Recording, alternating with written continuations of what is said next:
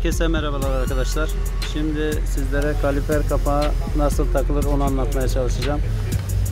Şimdi gördüğünüz gibi bu sade kapak olarak satılıyor piyasada.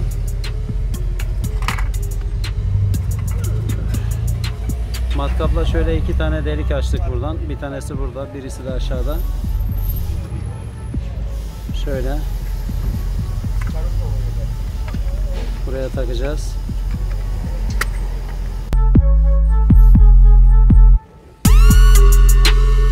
Bu arka kampana. Ön kampanada gene aynı şekilde bir tane şuradan delik açacağız. Diş açacağız daha doğrusu. Bir de burada.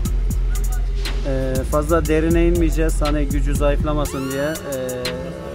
Bunun eğer çok uzun olursa zayıflatmış oluruz malzemeyi.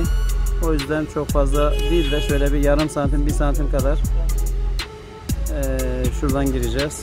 Aşağıyı da buradan gireceğiz. Bunu bazı arkadaşlar buradan deliyorlar ama bu doğru olan bu değil.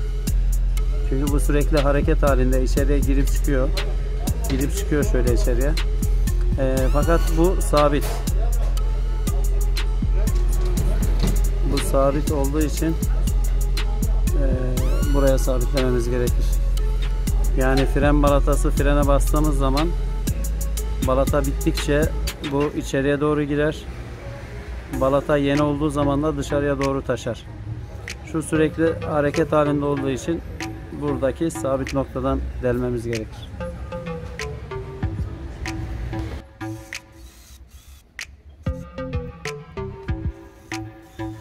Arkadaşlar ustamız vidalama yapıyor. Başkaları gibi silikonlu yapmıyor. Ve ilgili gayet.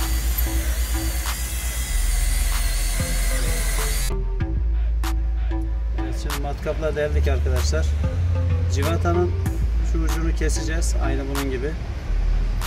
Yalnız şurada biraz diş açması için hafta olacak orada ucunda.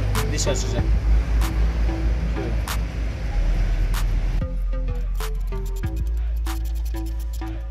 Bunu çok fazla sıkarsanız civata kopar, içinde kalır. Bir daha da çıkaramazsınız. Çok fazla sıkmadan, fazla zorlamadan, sıkmadan.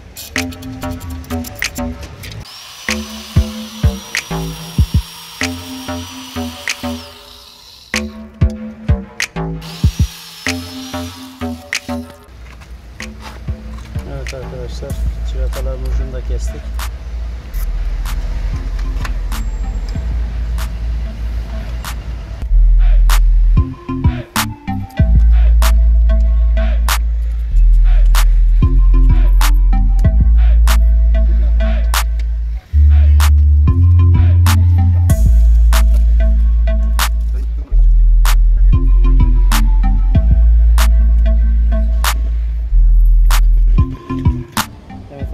Buradan civata atacağımız için bunu biraz genişletmemiz gerekecek.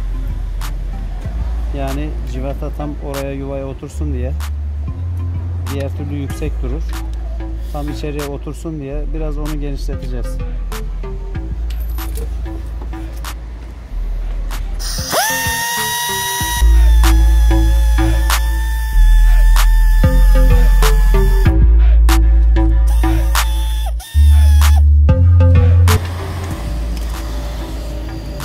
Civata tam içine gömülebilmesi için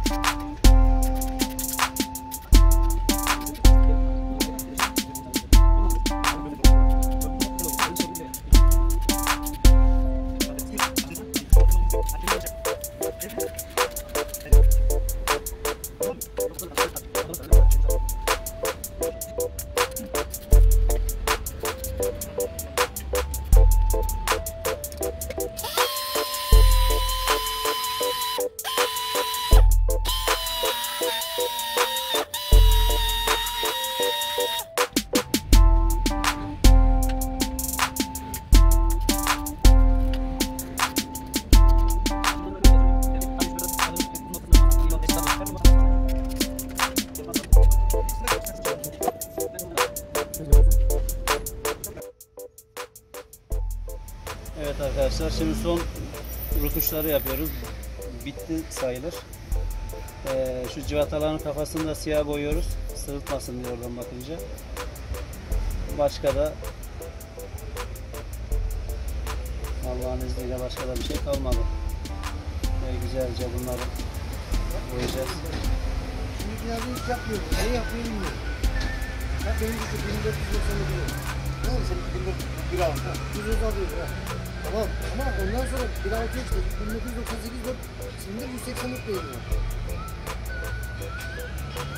Senin bu motor artık yapmıyor. Niye yapmıyor bilmiyorum. Yok mu ona? 1995, 1995, 1995. 3.18'de aynı şu anda kullanıyorum. 3.18'de de 170 kullanıyorum. Bu hangi motor?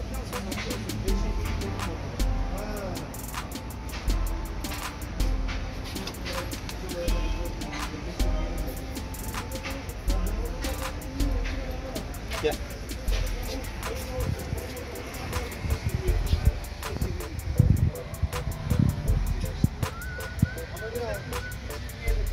Evet arkadaşlar, işlem tamamdır. Şurası doğru. Evet arkadaşlar, montajımızı yaptık şimdi. Ön teker.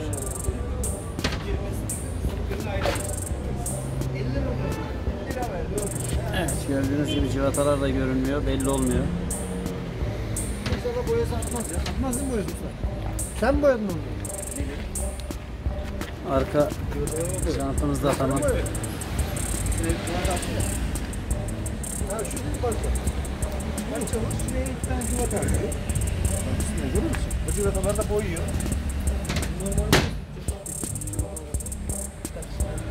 Civat olması yapıştırılır. Silikona yapıştırıyorlar, onda sıkıntı. Yok.